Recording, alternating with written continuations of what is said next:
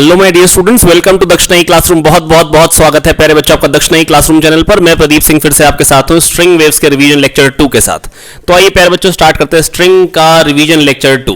तो बेटा हम वेव्स का मतलब जान चुके थे, wave is transfer of disturbance without transfer of medium and without direct contact of source, है ना। और इक्वेशन के बारे में भी हम जान चुके थे, वेव की इक्वेशन x का पड़ोसी 2 पाई बाय लैम्डा, t का पड़ोसी 2 पाई f। फिर हमने वेव की रफ्तार के बारे में जाना था under root t by mu. किसके बारे में जानता? वेव की रफ्तार के बारे में under root t by mu. क्या ये बात याद आ गई है? बिल्कुल याद आ गई भैया, बहुत कायदे से हमने आपको रिवाइज कराया था, बहुत सारे क्वेश्चन भी कराए थे इस पे, है ना। और अगर हमको रफ्तार निकालनी हो तो बेटा रफ्तार निकालने का तरीका क्या था? जो ax प्लस bt या ax माइनस bt वाला पोर्शन होगा उसको ठाए से जीरो के बराबर करेंगे। कैसे जीरो के बराबर करेंगे? ठाए से, है ना। और उससे x बाई टी निकालेंगे और x बाई टी क्या है? वेलोसिटी। प्लस आएगा तो मतलब पॉजिटिव डायरेक्शन में वेव जा रही है, नेगेटिव आएगा इसका मतलब नेगेटिव डायरेक्शन में वेव जा रही है। बहुत ही शानदार तरीके से हम कर पाएंगे। बोलो आया? कोई दिक्कत? अब इसके बाद बेटा अब कहानी अब चालू होनी है। बेटा मेरे को दो डिफरेंशियल इक्वेशंस बतानी है आपको, छोटी छोटी, है ना। तो आइए फटाफट से देख लेते हैं। अगर yx 0, अगर x पे 0 टाइम पे जो स्क्रीनशॉट आपको गिवन है, स्नैपशॉट आपको गिवन है, सॉरी, वो आपको अगर fx गिवन है एक स्ट्रिंग का, तो t टाइम पे क्या होगा? अगर वेव पॉजिटिव डायरेक्शन में जा रही है आर की, तो बेटा वेव vt आगे बढ़ जाएगी, ग्राफ vt आगे शिफ्ट हो जाएगा। और ग्राफ को vt आगे शिफ्ट करने के लिए बाहर जाए सर आए उनसे आईपैड लेके आ जाए। तो ग्राफ को vt आगे शिफ्ट करने के लिए x की बदले x माइनस vt पुट कर देंगे। ग्राफ को vt आगे शिफ्ट करने के लिए प्यारे बच्चों x के बदले x माइनस vt पुट कर देंगे। ग्राफ बहुत शानदार तरीके से vt आगे आ जाएगा। ग्राफ बहुत शानदार तरीके से vt आगे आ जाएगा। क्या ये बात याद आ गई है? अब यहां पर बेटा आप कह सकते हैं del y by del t, आप चाहे तो प्रूव कर लेंगे, है ना। बाकी आप लेकिन बायो स्टूडेंट्स है तो कोई दिक्कत की बात नहीं, आप चाहे तो रट भी सकते हैं। Del y by del t is minus v del y by del x, del y by del t is minus v del y by del x. क्या हमको ये याद है? बहुत अच्छे से याद है, हमने मतलब एक्चुअल में पढ़ रखा है ये, है ना। अब ये रिवाइज कर तो vp equal to minus v del y by del x, vp equal to minus v del y by del x. बोलो आया? Vp equal to minus v del y by del x, vp equal to minus v del y by del x, vp equal to minus v del y by del x, vp equal to minus v del y by del x. बोलो आया? आप चाहें तो prove कर सकते हैं, आपकी मर्जी है। बेटा del y by del t कितनी तेजी से पार्टिकल ऊपर जा रहा है, कितनी तेजी से पार्टिकल ऊपर जा रहा है, वो है del y by del t, that is velocity of particle, that is velocity of particle. बोलो आया? कोई दिक्कत नहीं है ना। तो बेटा del y by del t क्या होता है? प्यारे बच्चों मेरी बात सुने बहुत ध्यान से। Del y by del t होता है वेलोसिटी ऑफ पार्टिकल, कितनी तेजी से पार्टिकल ऊपर जा रहा है। Del y by del t is minus v del y by del x, del y by del t is minus v del y by del x. बोलो आया? और इसको मैं बोल सकता हूं vp equal to minus v del y by del x, vp equal to minus v del y by del x. बोलो आया? कोई दिक्कत नहीं है, प्राण नहीं निकल रहे। बोलो हाँ कि ना। अब इसके बाद इसको ये भी बोल सकते हैं del two y by del t square is v square del 2 y by del x square, del 2 y by del t square is v square del 2 y by del x square। बोलो आया? कोई दिक्कत नहीं है, कोई दिक्कत? del 2 y by del t square is v square, ये क्या है? General differential equation of wave. del 2 y by del t square क्या है प्यारे बच्चों? Acceleration of particle, acceleration of, अरे हाँ ना बोलेंगे? आप आया है? बिल्कुल आप आया है। तो बेटा general differential equation of wave क्या होती है? Del two y by del t square is v square del two y by del x square del two y by del t square is v square del two y by del x square del y by del t is minus v del y by del x. अब इस पे base तो कोई question हमको आना नहीं, बस आपसे पूछा जाएगा कौन सी इक्वेशन करेक्ट है, तो ये दोनों करेक्ट होती हैं, आपको मालूम होनी चाहिए, रटा होना चाहिए। क्वेश्चन इस पे बेस्ड आता है उस, वो भी हम इससे नहीं करेंगे, हम इससे नहीं करेंगे, है ना। अब बेटा देखो करेंगे कैसे, आइए देखिए प्यारे बच्चों। जैसे मान लीजिए पहली बात तो अगर मान लो ये बहुत ही खूबसूरत एक वेव का स्नैपशॉट है ना। अब बेटा यहां पर जो पार्टिकल है, कोई पार्टिकल है P, जब ये वेव आगे बढ़ेगी तो ये नीचे उतरेगा, जब ये और आगे बढ़ेगी तो और नीचे उतरेगा, जब ये वेव और आगे बढ़ेगी तो वापस ऊपर आएगा, और आगे बढ़ेगी तो और ऊपर आएगा, और आगे बढ़ेगी तो और ऊपर जाएगा, ये पहुंचेगा तो मैक्सिमम पे आ जाएगा, फिर ये पहुंचेगा फिर से जीरो पे आ जाएगा। तो जब एक वेव पल्स क्रॉस करती है तो एक एसएचएम कंप्लीट होता है, जब एक वेव पल्स क्रॉस करती है तो एक एसएचएम कंप्लीट होता है। बोलो आया? कोई दिक्कत की बात नहीं है, कोई दिक्कत की बात नहीं है। अब बेटा बात है ये तो मेरा समझ गया हूं कि पार्टिकल एसएचएम कर रहा है। पार्टिकल क्या कर रहा है? एसएचएम कर रहा है। तो अगर मेरे से कोई कहेगा पार्टिकल की रफ्तार किधर किधर को है, जैसे मान लीजिए यहां पे एक पॉइंट है ए, यहां पे पॉइंट है बी, यहां पे पॉइंट है C, यहां पे पॉइंट है D, यहां पे पॉइंट है E, यहां पे पॉइंट है F, यहां पे पॉइंट है G, यहां पे पॉइंट है H। तो जब ये वेव पल्स आगे जा रही है, जब ये वेव पल्स, तो यहां पर जो H पे पार्टिकल है वो तो नीचे आएगा, जो G पे पार्टिकल है वो भी नीचे आएगा, पर F वाला पार्टिकल तो कहां है बेटा, एक्सट्रीम पे है, और एक्सट्रीम पे रफ्तार क्या होती है, जीरो। क्या होती है? अब जो E पे है वो ऊपर आएगा, जो D पे है वो ऊपर आएगा, C वाला कहां पे है, एक्सट्रीम पे, और एक्सट्रीम पे रफ्तार क्या होती है, जीरो। तो ये तो इसकी वेलोसिटी जीरो है। तो जीरो वेलोसिटी का मतलब क्या, कभी ये ऊपर नहीं आएगा? बिल्कुल आएगा, अभी इस इंस्टेंट पे ऊपर नहीं आ रहा है, इस इंस्टेंट पे ऊपर नहीं आ रहा है ना। जैसे पत्थर को फेंके तो टॉप मोस्ट पॉइंट पे वेलोसिटी क्या होती है, जीरो। क्या इसका मतलब पत्थर नीचे नहीं आएगा? बिल्कुल आएगा, फोर्स लग रहा है, एक्सेलरेटेड है, रफ्तार बदलेगी, और डेफिनेटली रफ्तार बदलेगी तो रफ्तार नीचे को आ जाएगी, रफ्तार नीचे को आ जाएगी, और डेफिनेट है कि पत्थर फाइनली नीचे आता है ना, बोले? तो बेटा अभी इस इंस्टेंट पे खाली वेलोसिटी जीरो है, इस इंस्टेंट पे खाली वेलोसिटी यहां पे और यहां पे जीरो है। बोलो आया, कोई दिक्कत नहीं है, हाँ कि ना? अब यहां पर जब ये आगे बढ़ेगा तो B वाला पार्टिकल नीचे आएगा और A वाला भी नीचे आएगा। ये हो गया जब वेव पॉजिटिव डायरेक्शन में जा रही। अगर सपोज करो यही वेव नेगेटिव एक्स डायरेक्शन में जा रही हो तो ये पार्टिकल ऊपर जाएगा, यहां पर जो पार्टिकल होगा, टॉप मोस्ट पॉइंट पे जो पार्टिकल होगा उसकी वेलोसिटी जीरो होगी, और बाकी सारे के सारे पार्टिकल या तो नीचे उतर रहे होंगे, इसकी वेलोसिटी जीरो होगी, और यहां जो होगा फिर से ये भी ऊपर जा रहा होगा। बोलो आया? क्या ऊपर नीचे पहचान लेंगे? बिल्कुल पहचान लेंगे, इसमें कोई दिक्कत नहीं है, कोई दिक्कत। बहुत शानदार। देखिए यहां पर एक और वेव पल्स की हमको सिचुएशन दे रखी है ना। यहां पे एक पॉइंट है A, यहां पे एक पॉइंट है B, यहां पे एक पॉइंट है C, यहां पे एक पॉइंट है D, यहां पे पॉइंट है E। क्या पॉइंट है?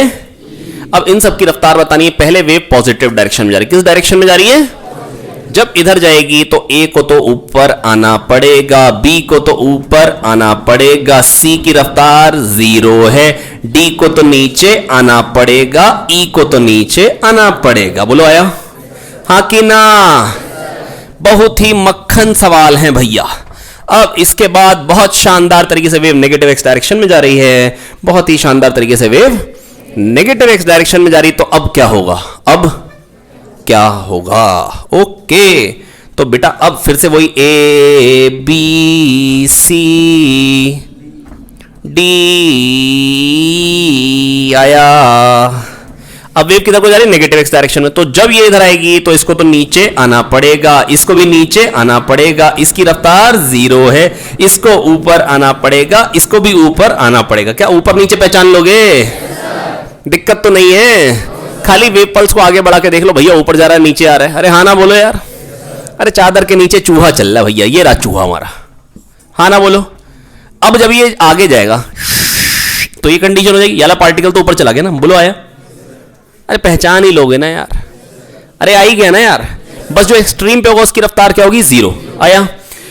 तो बेटा ये हो गई। अब बेटा कभी कभी हमसे पूछ लेते हैं direction of motion of particle, जो कि हमने आपको बता दी, जो कि हमने आपको बता दी। दीक्षा पाटिल समझ में आ पाए? बिल्कुल आ पाए, इसमें कोई दिक्कत नहीं है। बस कभी कभी वेव को वाई डायरेक्शन में चला देंगे तो सोचने का तरीका यही होगा, है ना। तो रिवीजन वीडियो थोड़ा सा जल्दी जल्दी में खत्म करते हैं चीजों को, है ना। चलिए तो फिर आगे बढ़ाई जाए कहानी को। ये बहुत शानदार तरीके से प्रदीप सर ने बोर्ड को चमका दिया है, बहुत ही शानदार। चलिए तो अगली बात बेटा क्या है? अब मेरे को बताना है कुछ potential energy and kinetic energy associated with the, हाँ क्या बताएं बाबूजी। देखो बहुत शानदार तरीके से मेहनत करते हुए, और ये बिल्कुल क्लीन शॉट मारा है।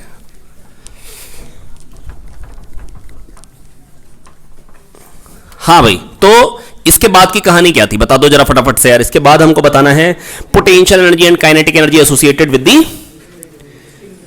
स्ट्रिंग। जब वेव क्रॉस कर रही है तो पोटेंशियल एनर्जी और काइनेटिक एनर्जी कितनी होगी? बस बेटा प्यारे बच्चों मैं आपको इतना कह सकता हूं कि ये जो पर्टिकुलर टॉपिक है ये कोई बहुत ज्यादा इंपॉर्टेंट नहीं है ना, पर जस्ट कंप्लीशन के लिए मेरे को अगर टॉपिक्स कंप्लीट करने तो मैं जस्ट एक बार कंप्लीट कर रहा हूं, है ना। तो सुन लेंगे, इस पे क्वेश्चन इन जनरल आपसे नहीं पूछे जाते हैं ना, और क्वेश्चन आते भी हैं तो स्टेटमेंट वाले आते हैं। आइए फटाफट से देख लेते हैं। यहां पर एक मान लीजिए कि इस तरीके की शेप है स्ट्रिंग की अभी, ठीक है। अब अगर स्ट्रिंग की शेप ये है प्यारे बच्चों, तो अगर मेरे से कोई कहेगा कि यहां पर जो लेंथ थी dx, ध्यान से देखिए, वो यहां dx नहीं रह गई, dx से ज्यादा हो चुकी है। जो dx लेंथ थी वो dx से ज्यादा हो गई, हाँ ना बोले। मान लो ये चीज है dy, कितनी है, तो लेंथ हो कितनी गई है, लेंथ हो गई है dl, और dl क्या हो जाएगा, अंडर रूट ऑफ dx का स्क्वायर प्लस dy का, बोलो आया, कोई दिक्कत नहीं है। किसी ने कहा सर इसको dx के स्क्वायर से क्या मल्टीप्लाई डिवाइड कर सकते हो, हमने कहा बिल्कुल कर सकते हैं। हमने क्या कहा, कोई दिक्कत, हाँ ना बोलो। आंचल पुत्र को तो नहीं आया, तो आंचल पुत्र फिर इसमें से किसी ने कहा सर dx को बाहर ले सकते हो, हमने कहा बिल्कुल ले सकते हो। dx आया और यहां क्या बन जाएगा 1 प्लस dy बाई dx का स्क्वायर, इसको del y by del x लिख देते हैं हम लोग, है ना, पावर 1/2। और ये चीज बहुत छोटी होती है क्योंकि जिस भी हम वेव की बात करते हैं उसमें एम्पलीट्यूड जो होता है वो लैम्डा के कंपैरिजन में बहुत छोटा होता है। प्यारे बच्चों, अगर एम्पलीट्यूड बहुत छोटा है लैम्डा के कंपैरिजन तो स्लोप बहुत कम है। अगर एम्पलीट्यूड बड़ा होता, ये तो मैं दिखाने के लिए बड़ा आपको दिखाता हूं ताकि विजुलाइज करा पाऊं चीजें, लेकिन एक्चुअली क्या होता है, एम्पलीट्यूड लैम्डा कंपैरिजन में बहुत कम होता है ताकि इलोंगेशन इतना ज्यादा ना जाए कि स्ट्रिंग खिंची की खिंची रह जाए। Amplitude is always less than lambda, amplitude is always less than lambda, so slope जो होती है वो छोटी होती है, सो स्लोप जो होती है वो छोटी होती है। क्या ये बात समझ में आ गई, बिल्कुल आ गई है। तो यहां से बेटा जो इलोंगेशन तो अभी बाद में बात है, अभी dx और ये क्या बन जाएगा 1 प्लस छोटे, ये छोटा है तो 1 प्लस एक्स की पावर n, 1 प्लस nx होता है जब x छोटा होता है, half del y by del x का स्क्वायर, ठीक है। अब इलोंगेशन क्या आ जाएगा de हो जाएगा dl minus dx, dl minus dx, जो कि क्या बन जाएगा dl माइनस dx करूंगा तो आ जाएगा dx into half del y by del x square. अब इस पार्ट में पोटेंशियल एनर्जी कितनी होगी, टेंशन इंटू इलोंगेशन होती है potential energy, tension into elongation क्या होती है, तो छोटी सी जो पोटेंशियल एनर्जी आएगी TDE वो क्या हो जाएगी, T और DE क्या है, ये वैल्यू पुट कर देंगे यहां पे, है ना, dx into half del y by del x square. और अभी प्रदीप सर ने थोड़ी देर पहले आपको बताया था बेटा under root T by mu होती है वेलोसिटी ऑफ वेव, हाँ ना बोले, कोई दिक्कत नहीं है। यहां से वेलोसिटी ऑफ वेव कितनी आ जाएगी, टी कितना आ जाएगा, म्यू वी स्क्वायर, टी कितना आ जाएगा, squaring both the sides, T by mu equal to v square, T equal to mu v square, वो यहां पे पुट कर देंगे तो डी यू कितना निकल के आ जाएगा प्यारे बच्चों, half mu d x v square del y by del x का स्क्वायर। और अभी थोड़ी देर पहले आपके सामने एक डिफरेंशियल इक्वेशन लिखी थी vp equal to minus v del y by del x, हाँ ना बोले, वो यूज कर लें, v square del y by del x square क्या जाएगा वीपी स्क्वायर, वो यहां पे पुट कर दें तो यहां से आ जाएगा half mu d x VP square, half mu d x, कोई दिक्कत नहीं है, कोई दिक्कत नहीं है। ये आ गई छोटी सी पोटेंशियल एनर्जी, है ना। और जितनी पोटेंशियल एनर्जी होगी प्यारे बच्चों उतनी ही काइनेटिक एनर्जी होगी, जितनी पोटेंशियल एनर्जी होगी प्यारे बच्चों उतनी ही काइनेटिक एनर्जी होगी, इसमें तो कोई दिक्कत है ही नहीं, इसमें तो कोई दिक्कत है ही नहीं, बोलो आया, हाँ कि ना। तो डी यू क्या निकल के आ रहा है प्यारे बच्चों, half mu d x VP square, और डी के क्या होगा, छोटी सी काइनेटिक एनर्जी क्या आएगी, हाफ म्यू डी एक्स इसका mass, half mu d x इसका मास, और उसकी जो velocity half m v square. अरे वाह, डी यू डी के तो बराबर है, छोटे छोटे पार्ट की काइनेटिक एनर्जी पोटेंशियल बराबर है, ये कैसे, ये कैसे, आओ देखते हैं, हल्का सा फील करा सकता हूं बेटा। यहां जो पार्टिकल है जो एक्सट्रीम पे, जितनी लेंथ यहां थी वो उतनी लेंथ यहां, इलोंगेशन तो है ही नहीं, तो इसकी पोटेंशियल एनर्जी जीरो, क्योंकि इलोंगेशन आएगा तो ही तो टेंशन इनटू इलोंगेशन ही तो उसमें पोटेंशियल एनर्जी स्टोर होगी। इलोंगेशन है तभी तो पोटेंशियल एनर्जी, स्प्रिंग में इलोंगेशन है तभी एनर्जी, स्प्रिंग में इलोंगेशन है तभी उसमें पोटेंशियल एनर्जी है, बोलो आया। अब पोटेंशियल एनर्जी जीरो और मैक्सिमम पे है तो वेलोसिटी भी जीरो होगी, इसलिए काइनेटिक एनर्जी भी जीरो, बोलो आया, कोई दिक्कत नहीं है, हाँ ना बोले। अब जहां पे, और वैसे भी सोच सकते हैं एक्सट्रीम पे तो वेलोसिटी जीरो इसलिए काइनेटिक एनर्जी जीरो, और जहां पे स्लोप मैक्सिमम वो यहीं पे, स्लोप मैक्सिमम तो पोटेंशियल एनर्जी मैक्सिमम, और मीन पोजीशन है इसलिए काइनेटिक एनर्जी भी मैक्सिमम। तो जहां पे काइनेटिक एनर्जी ज्यादा वहीं पे पोटेंशियल एनर्जी ज्यादा, तो पोटेंशियल एनर्जी काइनेटिक एनर्जी बराबर है तो हो सकता है। तो काइनेमेटिकली तो एसएचएम करता है हर एक पार्टिकल, डायनेमिकली एसएचएम नहीं है, क्योंकि डायनेमिक्स तो एसएचएम की ये थी कि जब पोटेंशियल एनर्जी बढ़ती है तो काइनेटिक एनर्जी घटती है, लेकिन यहां तो बराबर है। तो ऐसा कैसे हो सकता है? हो सकता है क्योंकि वहां पर तो फ्री ऑसिलेशन था दोस्त, वहां पर हमने स्प्रिंग को इलोंगेट किया और छोड़ दिया, वो अपने आप ऑसिलेट कर रहे हैं। हमने स्प्रिंग को इलोंगेट करके उसको छोड़ा, तो बेटा जब पोटेंशियल एनर्जी घट रही है तो काइनेटिक बढ़ रही है। अरे मुंह से बोलो, आया कि नहीं है? yes, हाँ कि ना? yes, तो बेटा मैं बस आपको इतना कह रहा हूं प्यारे बच्चों, वहां पर पोटेंशियल एनर्जी बढ़ रही है तो काइनेटिक एनर्जी घट रही है, लेकिन यहां पर तो पीछे से कोई लगातार एनर्जी दे रहा है ना, हिला रहा है ना स्ट्रिंग को।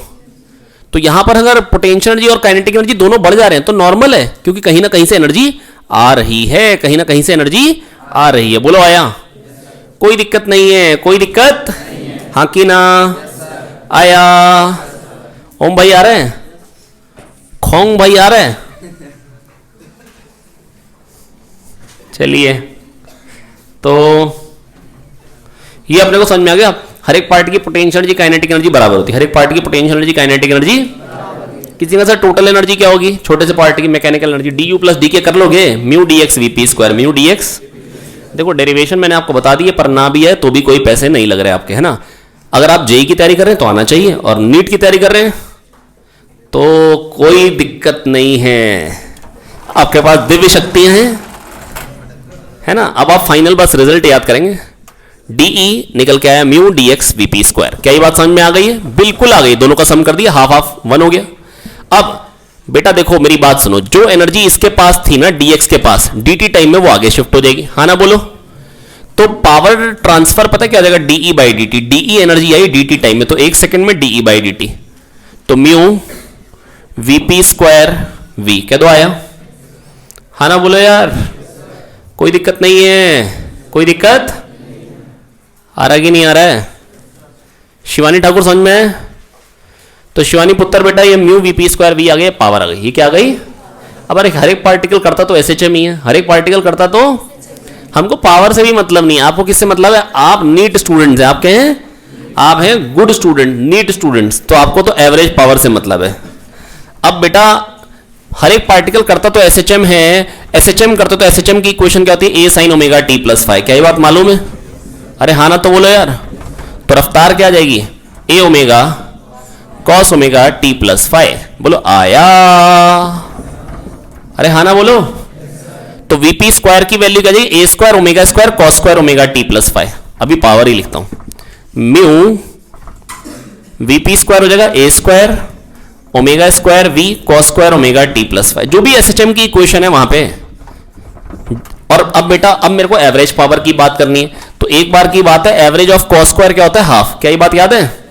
साइन स्क्वायर और कॉस स्क्वायर दोनों की एवरेज बराबर होती है, सम 1 होता है, तो इसलिए एवरेज क्या होगी? दोनों की बराबर बराबर हाफ हाफ। कह दो आया? हाँ कि ना? और भाई कुशल ठाकुर समझ में आ रहा है? तो बेटा क्या गई average power? Mu a square omega square v by 2। बोलो आया? फिर किसी ने कहा सर ओमेगा तो 2 पाई एफ है ना, पर अभी मेरे को मिले थे श्रृंगी सर, लड़ने लग गए मेरे से, कहते मैं न्यू कहता हूं तुम एफ क्यों कहते हो? तो हमने कहा ठीक है हम भी आज से न्यू कहेंगे, हम भी आज से। तो कहते ओके, मैंने भी कहा ओके। तो 2 pi square A square nu square mu we 2 pi square A square nu square mu we 2 pi square A square nu square mu we 2 pi square A square nu square mu we 2 pi square A square nu square mu we 2 pi square A square nu square mu v. बुलाया? आगे 2 pi square A square nu square mu we 2 pi square A square nu square mu we 2 pi square A square nu square mu we 2 pi square A square nu square mu we 2 pi square A square nu square mu we 2 pi square A square nu square mu we 2 pi square A square nu square mu we 2 pi square A square nu square mu we 2 pi square A square nu square mu we. आया नहीं है? 2 pi square ए square nu square mu v याद हो गया? अभी प्रवीण ठाकुर आ रहा है? प्रवीण क्या वो कोई दिक्कत है?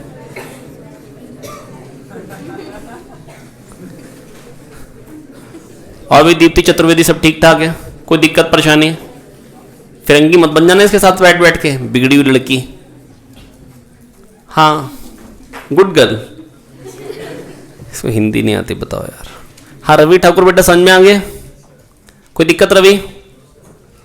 अभी हम तुम्हें क्या बताएं बेटा, एवरेज पावर होती है 2 पाई स्क्वायर ए square nu square mu v. किसी ने कहा सर इस पे 2-3 क्वेश्चन करा दो, मैंने कहा ओके। मैंने क्या कहा? चलो तो देखो बेटा, क्वेश्चन हमने आपको करा ही रखा है, लेकिन जो लोग वीडियो देख रहे हैं वो लोग नोट करें।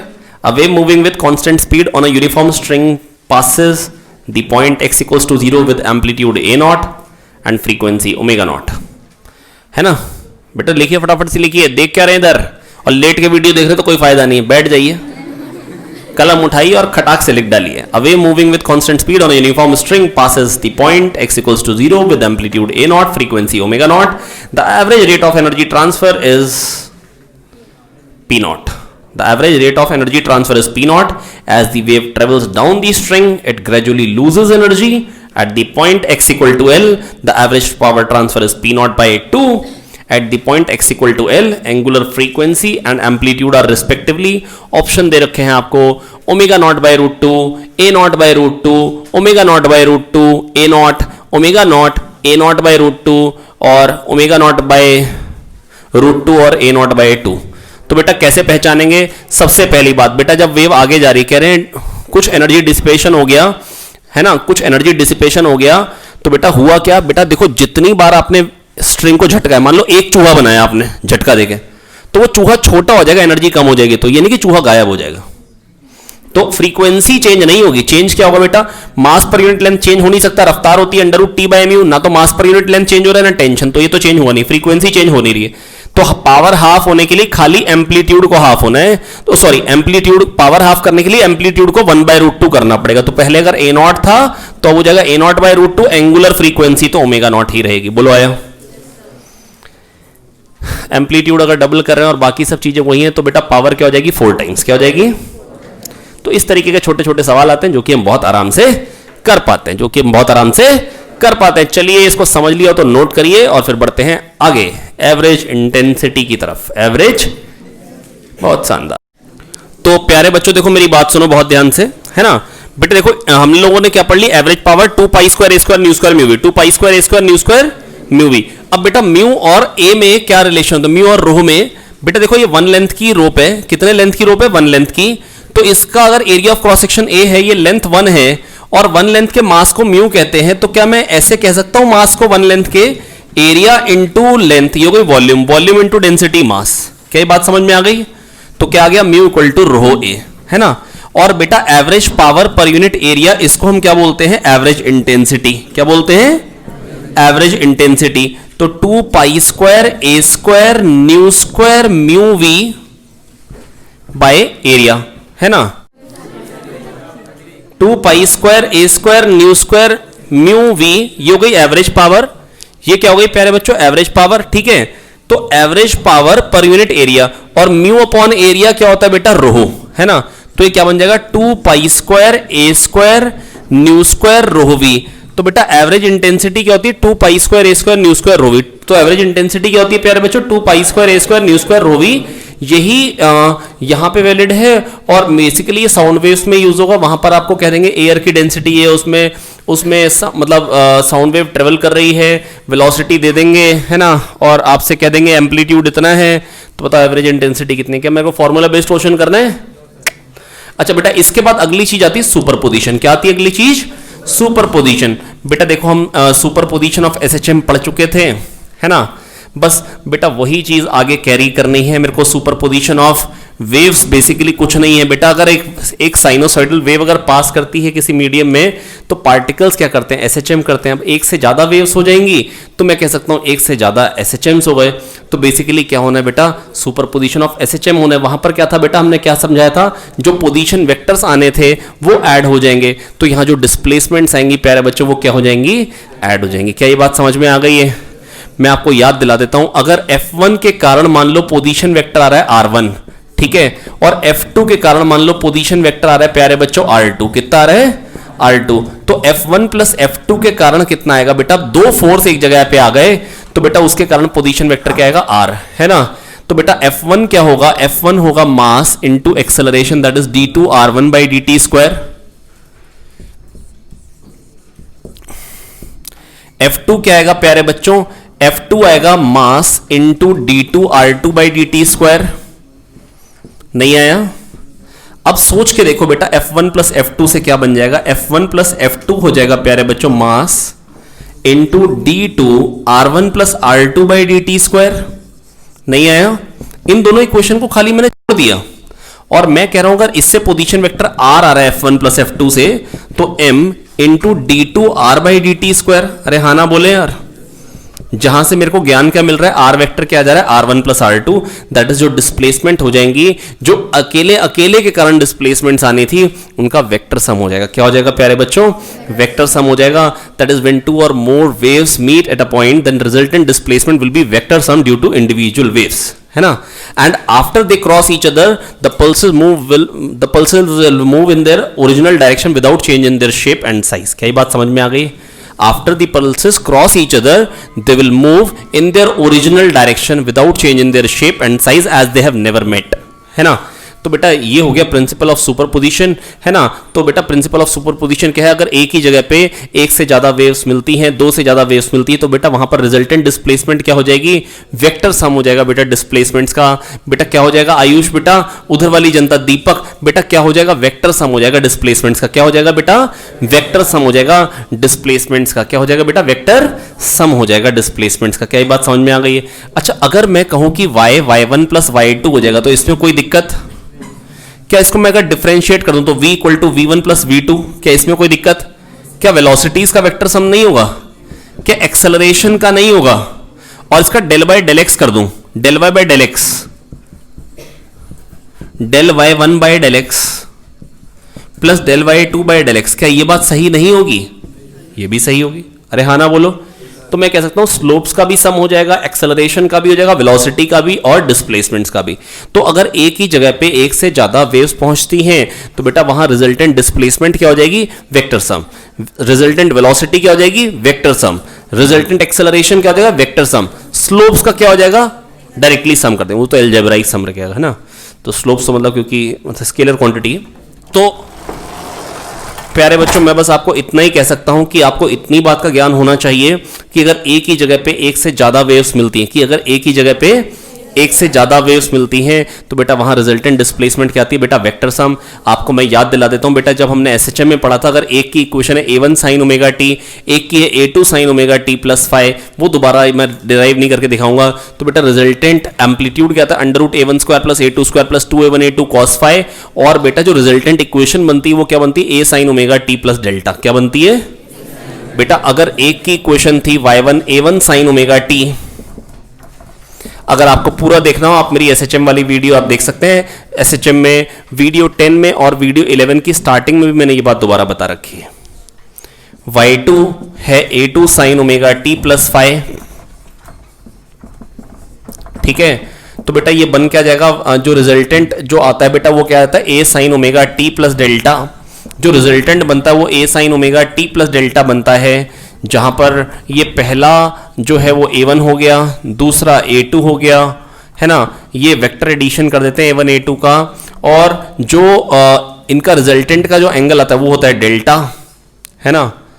तो यहां से बन जाता है बेटा, और ये बीच में एंगल क्या लेते हैं वेक्टर सम करने के लिए, फाइव। तो a जो आता है वो ये होता है under root a1 square plus a2 square plus 2a1 a2 cos phi, और डेल्टा ये वाला एंगल होता है। क्या ये बात याद आ गई है? बिल्कुल याद आ गई है ना। तो बेटा अब आइए फटाफट से एक इक्वेशन ले लेते हैं, y1 equals to 2 mm sine 2 pi x minus 100 pi t, है ना। और y2 है मान लीजिए 2 mm sine 2 pi x minus 100 pi t plus pi by 2। तो बेटा अब क्या आ जाएगा बेटा, दोनों जो है उसमें जो एंगल है बेटा वो 90 लेना है, और अगर दोनों बराबर हैं तो रिजल्टेंट क्या आ जाएगा 2√2, और एंगल क्या डेल्टा क्या हो जाएगा बेटा पाई बाय 4। तो फाइनली इक्वेशन क्या बन जाएगी, y इक्वल टू 2√2 mm, हाँ ना बोले, sine 2 pi x minus 100 pi t plus pi by 4, delta pi by 4 हो जाएगा। क्या ये बात समझ में आई है? अरे हाँ ना तो बोले, नहीं आया। और इसी के बदले मान लीजिए ये वाली इक्वेशन में 2 पाई बाय 3 होता, क्या होता, 2 पाई बाय तो बेटा अगर बराबर होंगे, अगर दोनों 2 होंगे और 120 डिग्री एंगल होगा तो रिजल्टेंट भी कितने एंगल रिजल्टेंट आएगा 120 ही है, रिजल्टेंट भी 2 आ जाएगा। और कितने एंगल पे है 2π/3 और 2π/3 तो बेटा बिल्कुल एंगल बाइसेक्टर के अलॉन्ग जाता है, रिजल्टेंट दैट इज π/3। तो यहां डेल्टा हो जाएगा π/3 और बाहर 2√2 के बदले 2 mm आ जाएगा। क्या ये बात समझ में आ गई है? क्या ऐसी बातें हम कर चुके थे हम एसएचएम में भी? क्या ये बातें समझ में आ गई हैं? तो बेटा अगर मैं कह रहा हूं एक A1 sin थीटा है, थीटा अलग हो जाता है बेटा। अगर एसएचएम होता तो खाली ओमेगा टी, और अगर वेव होगा तो kx माइनस ओमेगा टी या ओमेगा टी माइनस kx कुछ भी आ जाएगा। तो बेटा ये प्लस साथ में फाई आ रहा है, तो आपको क्या करना है, दोनों के एम्पलीट्यूड्स का वेक्टर सम करना है, दोनों के एम्पलीट्यूड्स का वेक्टर सम करना है ना। और जो रिजल्टेंट आएगा उसका जो पहले वाले से एंगल होगा वो डेल्टा आपको छोटे वाले एंगल में जोड़ देना। जैसे यहां पर क्या था बेटा, जो रिजल्टेंट आ रहा था π/3, तो छोटे वाले का एंगल ये था, उसमें π/3 जोड़ दिया। क्या दो आ गया? कोई दिक्कत नहीं है? क्या ये बात मेरे को क्लियर हो गई है? बिल्कुल क्लियर हो गई है ना। इसके बाद बेटा मैंने आपको कुछ एक क्वेश्चंस करने को दिए, ये सेक्शन सी के आप ही के मॉड्यूल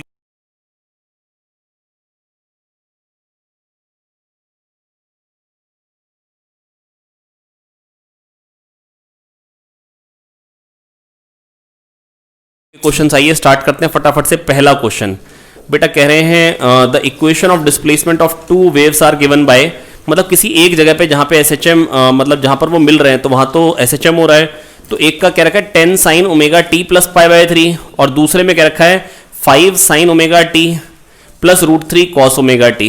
क्या आप देख पा रहे हैं C1?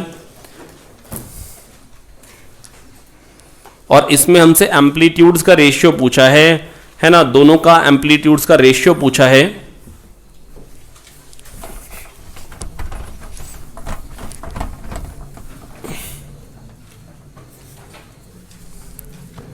y1 equals to 10 sin 3πt, मैं ओमेगा टी लिख देता हूं, प्लस π/3, तो इसका एम्पलीट्यूड तो प्यारे बच्चों हो गया 10, और दूसरा वाला जो है वो है बेटा 5 sin ओमेगा टी, और उसको अगर आप अंदर ले जाए 5 को तो बन जाएगा 5√3 cos ओमेगा टी, और cos को कह सकते हैं sin omega T plus π/2, sin omega T plus, हाँ ना बोले?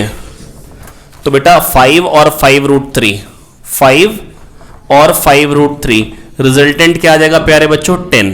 कर पाएंगे? Under root of this square plus this square, ये बन जाएगा 10। तो इसका भी एम्पलीट्यूड 10, इसका भी एम्पलीट्यूड 10, तो रेशियो ऑफ एम्पलीट्यूड क्या आ जाएगा 1:1। क्या दो आ गया? अगर वेव एयर से किसी मीडियम में जाती है तो इसको हम बोलते हैं रिफ्रैक्शन, और रिफ्रैक्शन में क्या चीज चेंज नहीं होती है? फ्रीक्वेंसी। क्या चीज चेंज नहीं होती है? क्या प्रदीप सर ये बात बता चुके हैं आप लोगों को? यस। अगला एक है a sin omega T plus π/6, दूसरा है a cos omega T, resultant amplitude क्या आएगा?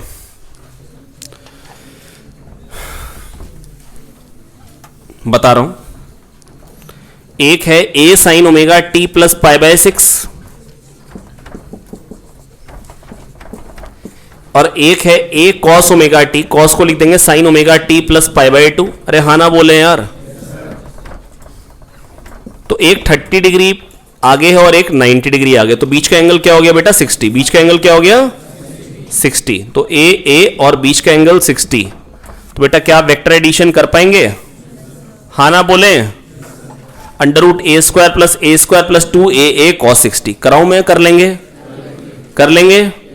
और अगर थोड़े से ज्ञानी लोग हैं आप तो बेटा रिजल्टेंट बिल्कुल बीचों बीच से आएगा 30 डिग्री एंगल पे, तो आप ऐसे कह सकते हैं a cos 30 जुड़ जाएंगे और a sin 30 उड़ जाएंगे, 2a cos 30।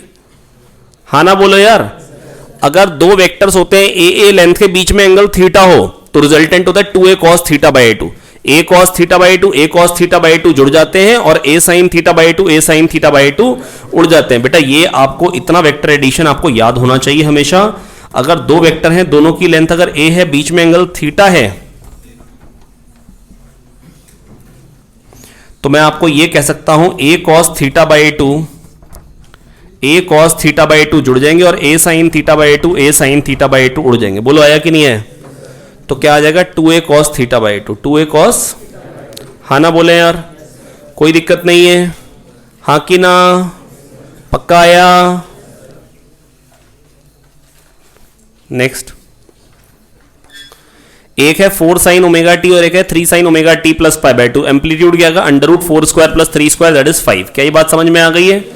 एक है a sin omega t minus k x C5, एक है a cos omega t minus k x. तो बेटा sin omega t minus k x plus pi by 2, बीच में फेज डिफरेंस क्या है? Pi by 2। साइन और cos में फेज डिफरेंस क्या होता है? Pi by 2। If two waves of same frequency and amplitude superpose to produce resultant of the amplitude of either wave, तो बेटा अगर वही एम्पलीट्यूड आता है जो दोनों का एम्पलीट्यूड है, तो फेज डिफरेंस क्या होगा? 2 पाई बाय 3। दो वेक्टर का सम दोनों के मैग्नीट्यूड के बराबर कब आता है? रिजल्टेंट जो आता है वो मैग्नीट्यूड के बराबर कब आता है? बीच में एंगल क्या हो? 120, दैट इज 2 पाई बाय 3, है ना। C7 C8 मैंने आपको मना किए थे। अगला है A1 A2, अगर एम्पलीट्यूड है, फेज डिफरेंस पाई बाय 2 है, तो रिजल्टेंट का एम्पलीट्यूड क्या आता है प्यारे बच्चों? Under root of A1 square plus A2 square. I hope बेटा मैं आपको समझा पाया हूं। चलिए बढ़ते हैं अब रिफ्लेक्शन ऑफ वेव की तरफ। किसी तरफ बढ़ना बेटा हमको? रिफ्लेक्शन ऑफ वेव की तरफ, ठीक है।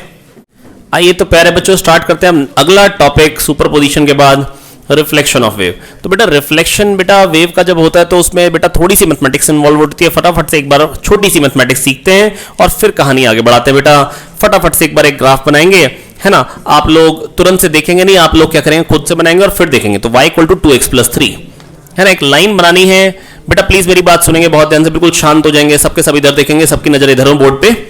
तो y equal to 2x plus 3, y equal to 2x plus 3, आप बना पाएंगे इसको? बिल्कुल आराम से, आप आराम से बनाइए, मैंने थोड़ा जल्दी बना दी। तो 0 पे 3 आ रहा है ना। और y 0 कब होगा? x माइनस 3 बाई 2 पे, ठीक है। अब बेटा मेरी बात सुनिए, अब इसमें x के बदले माइनस x पुट करिए, तो आपको क्या मिलेगी equation? y equal to minus 2x plus 3। और पता है क्या बनेगा, कैसे बनेगा? 0 पे तो अभी भी 3 आएगा, लेकिन अब y पता है कहां 0 होगा? प्लस 3 बाई 2 पे। तो अब ये ऐसे आ जाएगा, इधर पे 0 आ जाएगा, 3 बाई 2 पे 0 आ जाएगा। दैट इज y एक्सिस के अबाउट मिरर इमेज मिल जाएगी। ग्राफ y एक्सिस के अबाउट पलट गया। जब x के बदले प्यारे बच्चों माइनस x करेंगे तो ग्राफ y एक्सिस के अबाउट पलटी मार देगा। तो ग्राफ y एक्सिस के अबाउट नहीं आया, बिल्कुल आगे। तो जब x के बदले माइनस x करेंगे तो ग्राफ y एक्सिस के अबाउट पलटी मारेगा। क्यों? क्योंकि बेटा जो पहले 1 पे रिजल्ट आता था 2 प्लस 3, अब माइनस 1 पे I get the same result 2 plus 3, क्योंकि माइनस 2 इंटू माइनस 1 2 प्लस 3 5, वो वाली चीज इधर आ जाएगी। जो पहले माइनस 1 पे आ रहा था, माइनस 2 प्लस 3 1, अब वो चीज 1 पे आएगी, माइनस 2 प्लस 3 1, इधर भाग जाएगी।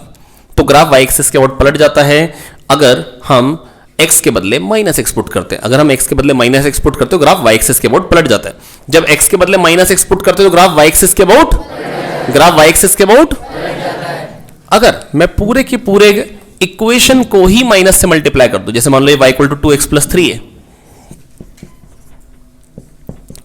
तो नेगेटिव ऑफ 2x प्लस 3 क्या हो? तो जहां पे वैल्यू बेटा जहां पे 0 पे पहले 3 आया था वहां पे माइनस 3 आएगा, हाँ ना बोले।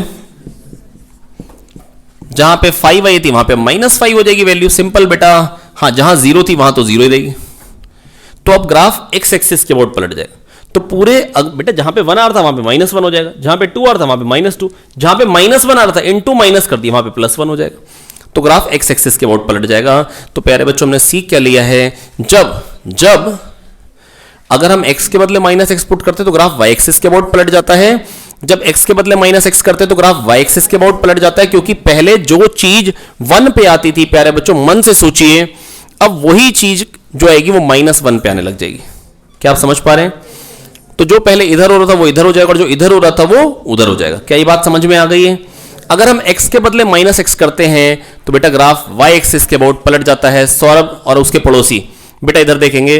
बेटा मैं बस आपको ये कह रहा हूं प्यारे बच्चों, जब हम x के बदले माइनस एक्स करते हैं तो ग्राफ y एक्सिस के अबाउट पलट जाता है। ग्राफ y एक्सिस के अबाउट, इसमें कोई दिक्कत की बात नहीं।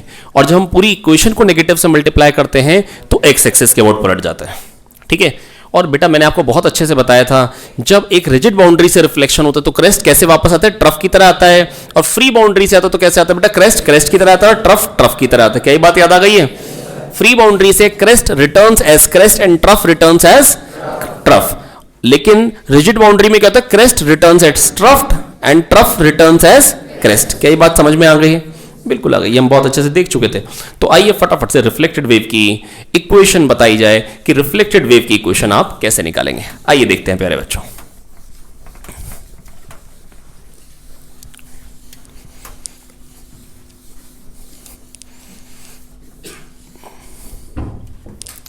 तो प्यारे बच्चों, मैंने आपको बताया था कि ये जो रिजिड बाउंड्री है, पहले कौन सा देख रहा हूं, रिजिड बाउंड्री। कौन सी बाउंड्री, रिजिड बाउंड्री। तो इसमें अगर बेटा इधर से कोई इंसिडेंट वेव आ रही है, ये x इक्वल टू 0 पे रिफ्लेक्शन होने वाला है, ये x इक्वल टू 0 पे रिफ्लेक्शन हो रहा है, नेगेटिव x डायरेक्शन में एक वेव आ रही है, तो इंसिडेंट वेव की इक्वेशन किस टाइप की होनी चाहिए, a sine kx plus omega t या kx minus omega t, kx plus omega t. क्या ये बात समझ में आ गई? बिल्कुल आ गई, इसमें कोई दिक्कत नहीं। तो इंसिडेंट वेव की इक्वेशन होगी a sine kx plus omega t, इसमें बिल्कुल भी कोई दिक्कत नहीं, बहुत आराम से समझ में आ सकती है बात। क्या दो आया? अब रिफ्लेक्टेड वेव की इक्वेशन क्या आएगी? चलिए पहले फ्री बाउंड्री लेते हैं। कौन सी बाउंड्री? देखो इक्वेशन तो बेचारी अनजान है, वो जानती नहीं है कि नेगेटिव एक्स एक्सिस में रस्सी है ही नहीं। वो तो आंसर दे रही है -1 पे भी, -2 भी पुट करोगे तो भी डिस्प्लेसमेंट आएगी, y की वैल्यू आएगी, -3 पे भी आएगी, -4 पे भी। वो बता क्या रही है -1 पे, जो -1 पे रिजल्ट आ रहा है वो -1 पे नहीं हो रहा है, वो रिफ्लेक्ट होकर +1 पे हो रहा होगा। जो -2 पे दिखा रहा है कि पल्स यहां पहुंच गई -2 पे, तो वो -2 पे नहीं है बेटा, वो रिफ्लेक्ट होकर कहां आ गई, +2 पे आ गई। क्या दो आ गया समझ में? तो प्यारे बच्चों, मैं बस आपसे ये कहना चाह रहा हूं, अगर पहले मैं पढ़ रहा हूं फ्री बाउंड्री, कौन सी बाउंड्री की बात कर रहा हूं, तो बेटा बस मैं आपसे ये कहना चाह रहा हूं, जो -x में ये वेव दिखा रही है, ये जो इक्वेशन -x में दिखा रही है बेटा, वो -x में नहीं हो रहा है, वो रिफ्लेक्ट होके एक्चुअली कुशल बेटा कहां हो रहा है, +x पे हो रहा है। वो कहां हो रहा है बेटा, रिफ्लेक्ट होके +x पे हो रहा है। क्या ये बात समझ में आ गई है? बिल्कुल समझ में आ गई, इसमें कोई दिक्कत की बात नहीं है, है ना। तो बेटा ये जो रिफ्लेक्टेड वेव की इक्वेशन आएगी प्यारे बच्चों, वो क्या निकल के आ जाएगी, a। तो मेरे को चाहिए क्या, -x वाले को प्लस में लेके आना है। तो बेटा उसके लिए करना क्या पड़ेगा, y एक्सिस के अबाउट ग्राफ को पलटना है, तो x के बदले -x पुट करना पड़ेगा, x के बदले -x पुट करना पड़ेगा, a sine -kx plus omega t. क्या दो आगे समझ में यार? इसमें कोई दिक्कत की बात? बस मैं यही तो चाहता हूं बेटा, रिफ्लेक्टेड वेव की जो इक्वेशन आनी है वो x के बदले क्या आएगा बेटा, -x आएगा। क्या आएगा बेटा, x के बदले, क्योंकि मेरे को जो नेगेटिव में दिखा रहा है वो नेगेटिव में नहीं हो रहा है, वो रिफ्लेक्ट होकर पॉजिटिव में हो रहा है। क्या ये बात समझ में आ गई? बिल्कुल आ गई, इसमें कोई दिक्कत की बात। अब सोचो रिजिड बाउंड्री से होता तो क्या होता, अगर रिजिड बाउंड्री से होगा तो बेटा फिर पता क्या होगा, मान लो यही इंसिडेंट वेव की इक्वेशन यहां पे भी, तो रिफ्लेक्टेड वेव की इक्वेशन पता क्या आएगी, इस केस में रिफ्लेक्टेड वेव की इक्वेशन आएगी, जो नेगेटिव एक्स में हो रहा है वो उसको इधर तो लेके आना ही है, लेकिन साथ में वो क्रेस्ट का ट्रफ भी बनाना है। क्या दो आ गया? तो सबसे पहली बात, x के आगे एक -x लगाना पड़ेगा, a sine -kx plus omega T, और फिर एक बार नेगेटिव से मल्टीप्लाई भी करना पड़ेगा। क्या दो आ गया? लेकिन इफ दे से रिफ्लेक्शन इज 81%, रिफ्लेक्शन इज, और 81% एनर्जी इज बीइंग रिफ्लेक्टेड, तो अगर 81% एनर्जी बेटा वो कहते हैं रिफ्लेक्ट हो रही, इसका मतलब क्या है? इसका मतलब बेटा ये है कि जो एम्पलीट्यूड है वो 0.9 हो गया। क्या हो गया? नहीं है समझ में? क्योंकि अगर जो बेटा एनर्जी जो होती, जो पावर ट्रांसफर होती है वो होती 2π² a² μ² μv। हेलो, जो पावर ट्रांसफर होती है वो 2π² a² μ² μv होती है। 81% का मतलब पता क्या होता है, आपके मार्क्स 81% रह गए, मान लो पहले 100 आए थे तो अब 81 हो गए, मतलब 100 इंटू 0.81 हो गए, 100 इंटू, तो पावर 0.81 टाइम्स कब होगी, जब एम्पलीट्यूड 0.9 हो जाएगा, जब एम्पलीट्यूड 0.9 का स्क्वायर 0.81। क्या दोगे? कोई कहता है इफ रिफ्लेक्शन इज 64% तो एम्पलीट्यूड 0.8 हो गया, if reflection is 49% amplitude becomes 0.7। तो जो भी a लिख रहा हूं उसके बदले भी 0.7 आ जाएगा। क्या दो आ गया समझ में? कोई दिक्कत? अब बेटा इसके बाद जो अगला टॉपिक है that is standing wave, that is standing wave. ठीक है, ये अपने को समझ में आ गया कि हम रिफ्लेक्टेड वेव की इक्वेशन लिख लेंगे। अब होता क्या है बेटा, अगर दो वेव साथ साथ मिल जाएं, एक पॉजिटिव डायरेक्शन में जा रही हो, एक नेगेटिव डायरेक्शन में जा रही हो, अगर वो मिल जाएं तो बेटा क्या बन जाती है ना, वहां पर सुपरपोजिशन होके एक वेव पैटर्न मिल जाता है जिसको हम बोलते हैं स्टैंडिंग वेव। एक वेव पैटर्न मिल जाता है जिसको हम बोलते हैं प्यारे बच्चों, हाँ ना बोलेंगे, है ना, नाम थोड़ा सा गड़बड़ है उस पर हम नहीं जाएंगे। तो बेटा एक पैटर्न मिल जाता है जिसको हम बोलते हैं प्यारे बच्चों, क्या बोलते हैं, स्टैंडिंग वेव, है ना। ऐसा करते हैं, एक बार एक छोटा सा मैं आपको ये वीडियो करके दिखा देता हूं ताकि आप मेरी बात अच्छे से समझ पाएं, और फिर हम स्टार्ट करते हैं आगे की थ्योरी को। अब देखो बेटा यहां पर क्या है, ये है फिक्स्ड बाउंड्री, तो ये कैसा आ रहा है बेटा, क्रेस्ट ट्रफ की तरह वापस आ रहा है। क्रेस्ट कैसे वापस आ रहा है, ट्रफ की तरह वापस आ रहा है, पलटी मार के आ रहा है। ध्यान से देखें कैसे वापस आ रहा है, पलटी मार के आ रहा है। कैसे आ रहा है, पलटी मार के आ रहा है। कैसे आ रहा है, पलटी मार के। अब फ्री बाउंड्री देखिए, फ्री बाउंड्री में क्या हो रहा है, है ना। फ्री बाउंड्री में क्या हो रहा है, ए इस कंडीशन में क्या हो रहा है, थोड़ा सा दूर जाएंगे मानस, है ना, नहीं नहीं धागे को छोड़ेंगे, डील छोड़ेंगे थोड़ा सा, हाँ। अब बेटा क्रेस्ट कैसे वापस आ रहा है, क्रेस्ट की तरह वापस आ रहा है। अब क्रेस्ट कैसे वापस आ रहा है, क्रेस्ट की तरह आ रहा है। क्रेस्ट कैसे आ रहा है, क्रेस्ट की तरह आ रहा है। क्रेस्ट कैसे आ रहा है, क्रेस्ट की तरह। क्या ये बात समझ में आ गई है? और देखो अगर मैं लगातार वेव जनरेट करूंगा तो क्या होगा, रिफ्लेक्शन होके आएगी और यहां पर क्या हो जाएगा, सुपरपोजिशन, और सुपरपोजिशन से बन के कुछ लूप्स बन जा रहे हैं, और ऐसे बन रहे हैं जो एडजेसेंट लूप्स हैं वो अपोजिट डायरेक्शन में चल रहे हैं। वो कैसे चल रहे हैं, अपोजिट डायरेक्शन में चल रहे हैं। वो कैसे चल रहे हैं, अपोजिट डायरेक्शन में चल रहे हैं। क्या ये बात समझ में आ गई है? हाँ ना बोले। सबके सब इकट्ठे एक्सट्रीम पे आ रहे हैं, सबके सब इकट्ठे मीन पे आ रहे हैं। एक ऑसिलेशन में सबके सब 2 बार रुकेंगे, जब एक्सट्रीम पे होंगे तो सबके सब इकट्ठे रुकेंगे, है ना। और सीखा क्या हमने बेटा, क्रेस्ट ट्रफ की तरह आएगा रिजिड बाउंड्री में, और क्रेस्ट की तरह आएगा फ्री बाउंड्री में। तो प्यारे बच्चों, आई होप मैं आपको दिखा पाया हूं कि कैसे बनती है स्टैंडिंग वेव्स। कुछ लूप्स बन जाते हैं, कुछ लूप्स बन जाते हैं, है ना। तो प्यारे बच्चों, हमने देखा क्या कि जो लूप्स बनते हैं, जब एक लूप पॉजिटिव में जा रहा होता है, दूसरे लूप वाले जो पार्टिकल्स होते हैं वो नेगेटिव में जा रहे होते हैं, और जब ये पॉजिटिव में जाते हैं तो ये नेगेटिव में, हमेशा अपोजिट फेज में रहते हैं। कैसे रहते हैं, सबके सब इकट्ठे रुकते हैं, सबके सब इकट्ठे मीन पे आते हैं, सबके सब इकट्ठे एक्सट्रीम पे जाते हैं। एक्सट्रीम पे मतलब रुक जाते हैं, हाँ ना बोलो। तो सारे पार्टिकल्स इकट्ठे रुकते हैं, मतलब सारे पार्टिकल्स की काइनेटिक एनर्जी साइमल्टेनियसली 0 होती है, और एक ऑसिलेशन में 2 बार 0 होती है। एक ऑसिलेशन में, हाँ ना बोलोगे यार, नहीं आया, आ गया समझ में, है ना। तो बेटा हमने देखा क्या, जब string fixed at both and है तो या तो एक लूप बनेगा, या 2 लूप बनेंगे, या 3 लूप बनेंगे, या 4 लूप बनेंगे, ऐसे ही n लूप्स। और जब string fixed at one end है तो फिर बेटा क्या हुआ था, जो फ्री एंड था वो क्या बन रहा था, हमेशा एंटी नोड। जो फ्री एंड है वो क्या बनेगा, जो फ्री एंड है वो क्या बनेगा, यार कह दो आगे यार प्यारे बच्चों, नहीं आ पाए, बिल्कुल आगे। सरदार चौहान बेटा समझ में आ पाए, कोई दिक्कत की बात, ओके। तो प्यारे बच्चों, बस मैं आपको यह समझाना चाह रहा हूं, मेरी बात सुनेंगे बहुत ध्यान से, कि जब string fixed at both and है तो फंडामेंटल मोड क्या है बेटा, फंडामेंटल मोड मतलब मिनिमम फ्रीक्वेंसी, जब मिनिमम लूप्स बनेंगे, ये एक लूप, फिर क्या बने बेटा 2 लूप, उसके बाद बेटा क्या बने 3 लूप। अरे हाँ ना तो बोलो यार। तो यहां पर क्या हो जाएगा बेटा, लेमडा बाई 2l, क्योंकि लेमडा तो इतना होता है, हाँ ना बोलो। तो ये क्या है, lambda by 2 equal to L. तो यहां से लेमडा क्या आएगा प्यारे बच्चों, 2l, है ना। और फ्रीक्वेंसी क्या होती है बेटा, v बाई लेमडा। फ्रीक्वेंसी क्या होती है, तो वो क्या बन जाएगी, v बाई 2l। ये फंडामेंटल फ्रीक्वेंसी, ये क्या हो गई, फंडामेंटल फ्रीक्वेंसी। इसके बाद lambda by 2, lambda by 2, 2 lambda by 2 equal to L, lambda equal to 2l by 2, frequency equal to v by lambda. तो यहां से आ क्या जी, v upon 2l by 2, that is 2v by 2l, हाँ ना बोलो। अब अगला, इसमें क्या आएगा, lambda by 2, lambda by 2, lambda by 2, 3 lambda by 2 equal to L. आप ये मत सोचिए मैंने 2 काटा क्यों नहीं, वो इसलिए ताकि वो सीक्वेंस टाइप दिखाई दे। तो लेमडा क्या हो जाएगा प्यारे बच्चों, 12 बाई 3, फ्रीक्वेंसी क्या होती है बेटा, v बाई लेमडा। तो यहां से क्या आ जाएगी, v upon 12 by 3, that is 3v by 12। क्या आ जाएगी प्यारे बच्चों, 3v बाई, कोई दिक्कत, हाँ ना बोले। तो फंडामेंटल फ्रीक्वेंसी v बाई 12, ये सेकंड हार्मोनिक, ये थर्ड हार्मोनिक, हाँ ना बोले। क्या ये बात समझ में आ गई? इसको क्या बोलते हैं बेटा, फंडामेंटल मोड, इसको हम बोलते हैं सेकंड हार्मोनिक, इसको हम बोलते हैं थर्ड हार्मोनिक। इसको हम बोलते हैं फंडामेंटल मोड, इसको हम बोलते हैं फर्स्ट ओवरटोन, इसको हम बोलते हैं सेकंड ओवरटोन, और इनको बोलते हैं natural modes of oscillation, first natural mode, second natural mode, third natural mode. Word जो ज्यादा यूज होते हैं बेटा वो होती है फंडामेंटल फ्रीक्वेंसी, वो क्या है v by 12, string fixed at both and. जैसे सोनोमीटर वायर में कह देंगे तो इसका मतलब string fixed at both and है, उसमें टेंशन वेरी करते हैं, वेट लटका लटका के वायर पे वेट लटकाते हैं और टेंशन वेरी करते हैं। तो बेटा v बाई 12 ये फंडामेंटल फ्रीक्वेंसी है। फर्स्ट ओवरटोन में क्या रही है, 2v by 12, that is second harmonic. Third overtone में बेटा, सेकंड ओवरटोन में क्या रही है, 3v बाई 12। तो nth ओवरटोन में क्या आएगी, n+1 v बाई 12, n+1। आ गया समझ में, कोई दिक्कत? क्या मैं इसको बोलूं ये फंडामेंटल मोड लिखूं, यहां पे समझ में आ गया? ये क्या है फर्स्ट ओवरटोन, ये क्या है सेकंड ओवरटोन, ये है फंडामेंटल मोड,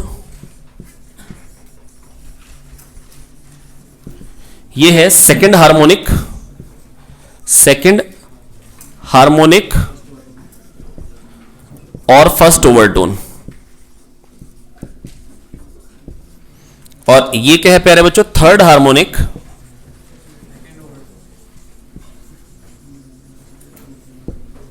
और सेकंड ओवरटोन। क्या तो आगे समझ में यार, हाँ ना बोलो यार। लिख लिए। और अगर बेटा कोई मेरे से कहेगा nth ओवरटोन, तो nth ओवरटोन में क्या जाए n+1 v/2l, n+1 कह दो आगे यार। तो nth ओवरटोन क्या जाएगा string fixed at both and में, nth overtone string fixed at both and में nth ओवरटोन क्या है n+1 v/2l। अरे हाँ ना बोलो। और बेटा बना कब है?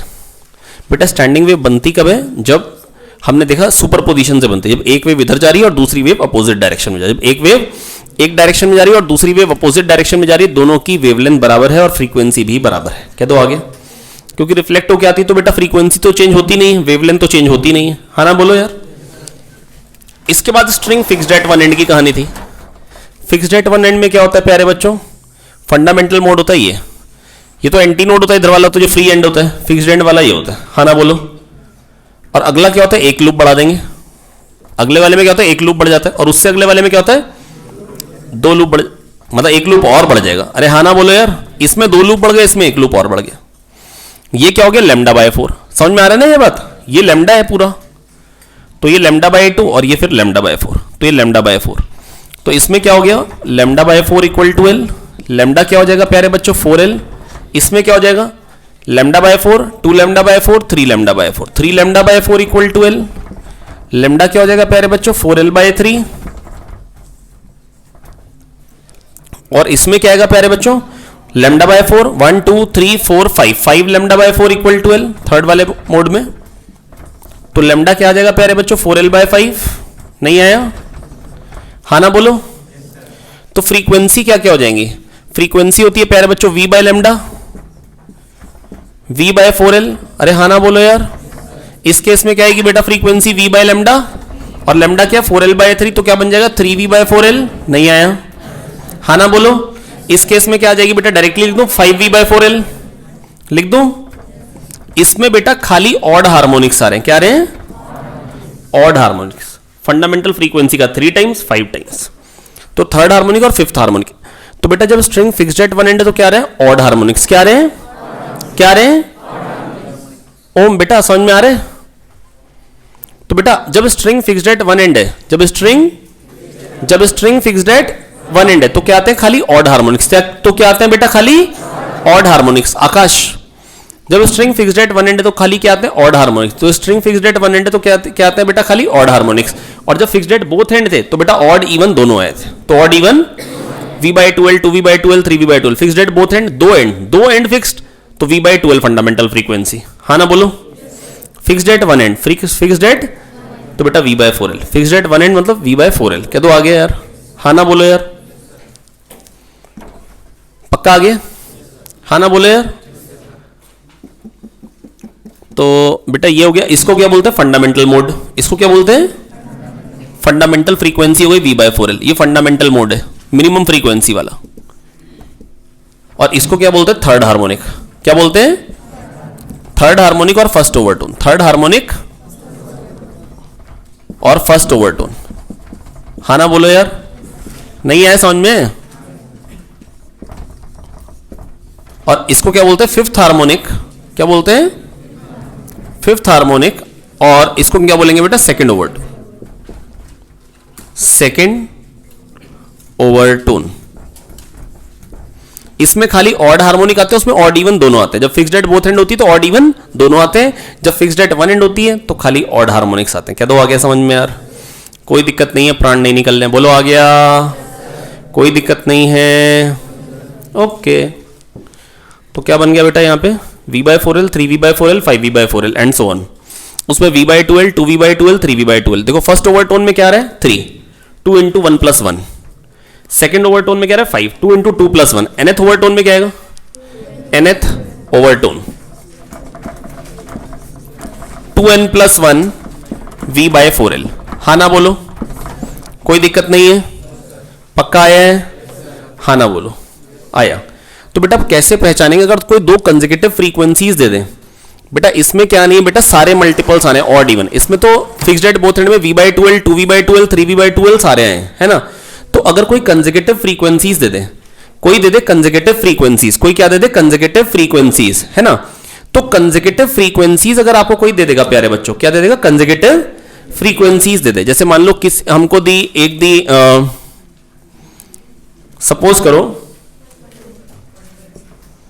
720 और 840, तो हम क्या करेंगे, इसका रेशियो लेंगे। रेशियो क्या रहा है, 12 6 12 7 6/7, तो ऑड हार्मोनिक भी है और इवन भी है, तो ये क्या है, fixed at both and. Fixed at नहीं है, हाँ ना बोले यार। और अगर मान लो यही ऐसा आता, एक होता मान लो 720 और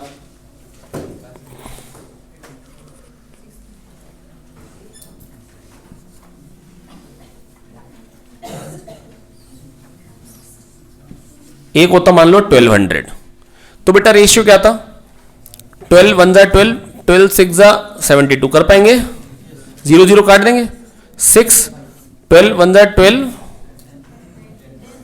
अच्छा यहां 10 बचेगा ना, तो ये क्या हो जाएगा बेटा, इसके बाद 2 3 2 5 3:5 आ रहा है। रेशियो क्या आ रहा है, अगर 720 और 1200 है कंसेक्यूटिव फ्रीक्वेंसी, तो रेशियो लेंगे तो 3:5। ऑड है, ये क्या है, ऑड है ना, तो ये 240 इंटू 3 है, ये 240 इंटू 5 है, हाँ ना बोलो। अरे देख ली ना, डिवाइड किससे की, एक बार 12 से की और एक बार 2 से की है, और 0 काटा है, मतलब 240 हो गया ना यार, जिससे डिवाइड किया मैंने। अरे दिख रहा है 24 3 72, 24 5 120, मालूम है ना, 24 3 72, 24 5 120, इतना कर पाओगे, ओरली नहीं कर पाओगे। अरे रेशियो लेंगे, जब ऑड आ जाए तो इसका मतलब दोनों किसी चीज का x इंटू 3 और x इंटू 5 टाइप के थे, तो इसका मतलब ऑड हार्मोनिक थे, तो string fixed at one end है, स्ट्रिंग फिक्स्ड एट। और अगर ऑड और इवन आ जाए रेशियो, कंसेक्यूटिव ऑड इवन बन जाए, तो इसका मतलब string fixed at both and है। कह दो आगे। और बेटा जब देखो फिक्स्ड एट बोथ एंड होती है, तो फ्रीक्वेंसी कैसी आ रही है, f2f 3f, v/2l 2v/2l 3v/2l, तो f2f 3f टाइप की आ रही है। तो कोई भी दो कंसेक्यूटिव फ्रीक्वेंसीज का जो डिफरेंस होगा ना बेटा, वही फंडामेंटल फ्रीक्वेंसी है।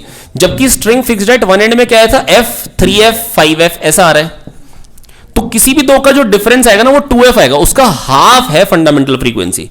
दो कंसेक्यूटिव है ना जो फ्रीक्वेंसीज होंगी, उनका हाफ होगा फंडामेंटल फ्रीक्वेंसीज, जब string fixed at one and होगी।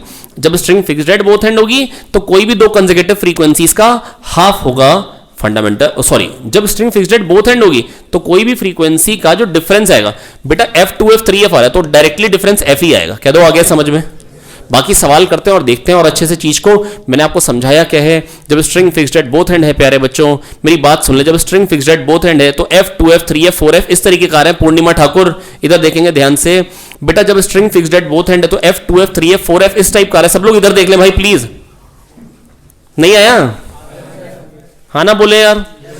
जब string fixed at both and है, जब string fixed at both and है प्यारे बच्चों, तो f2f 3f 4f हर टाइप की फ्रीक्वेंसीज आएंगी, है ना। ऑड इवन हार्मोनिक दोनों आते हैं, तो किसी भी दो कंसेक्यूटिव फ्रीक्वेंसीज का डिफरेंस लोगे, वही फंडामेंटल फ्रीक्वेंसी है।